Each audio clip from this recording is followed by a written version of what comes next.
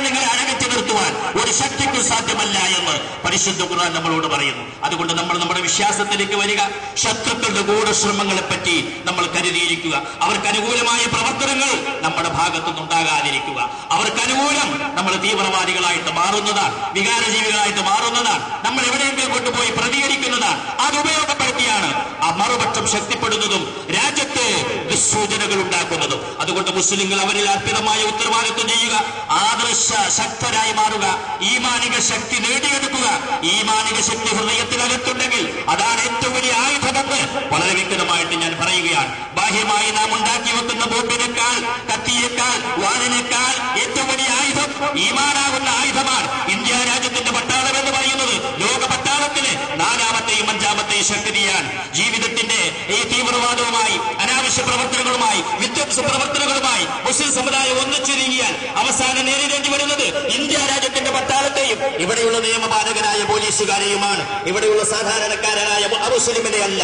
ആ ചിന്ത മുസ്ലിം തീവ്രവാദികൾക്കുണ്ടാകണം. ഈ സമുദായത്തെ ആകമാനം ഉന്മൂലനം ചെയ്യാൻ, നശിപ്പിച്ചെടുക്കുവാൻ സഹായകമായ വിധത്തിൽ ഈ സമുദായത്തിലെ മുഴുവൻ ചെറുപ്പക്കാരെയും ആ വേട്ടയാടി പിടിച്ചുകൊണ്ടുപോയി തുറങ്കിലടച്ച് പീഡിപ്പിക്കാവുന്ന വിധത്തിൽ ആ കുടുംബനാഥനില്ലാത്ത സന്ദർഭത്തിൽ വീടുകളിലേക്ക് ഇവിടുത്തെ പട്ടാളത്തിന്റെ പോലീസിന്റെ കയറി വന്ന് താക്കോലിട്ട് നടത്താവുന്ന വിധത്തിൽ ഈ രാജ്യത്തെ അതിന് അനുകൂലമാക്കി ഒരുക്കിക്കൊടുക്കരുത് എന്ന് വിനീതമായി മുസ്ലിം തീവ്രവാദികളോട് ഞാൻ ഉണർത്തുകയാണ്. ഈ കാര്യത്തെപ്പറ്റി മുസ്ലിങ്ങൾ ശരിയായ ബോധവാന്മാരാകണം.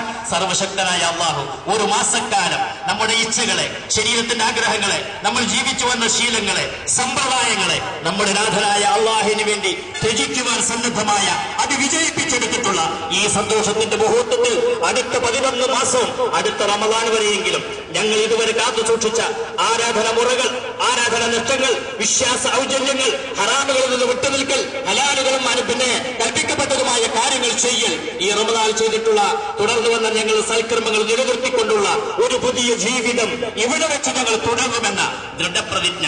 ഇവിടെ നിന്ന് പുറത്തിറങ്ങിയാൽ നമ്മെ സ്വീകരിക്കാൻ പ്രലോഭനങ്ങളുമായി ചുമരുകളും മതിലുകളും പിന്നെ എല്ലാവിധ ഷാപ്പുകളും എല്ലാം ഒരുങ്ങി തയ്യാറായിരിക്കുകയാണ്.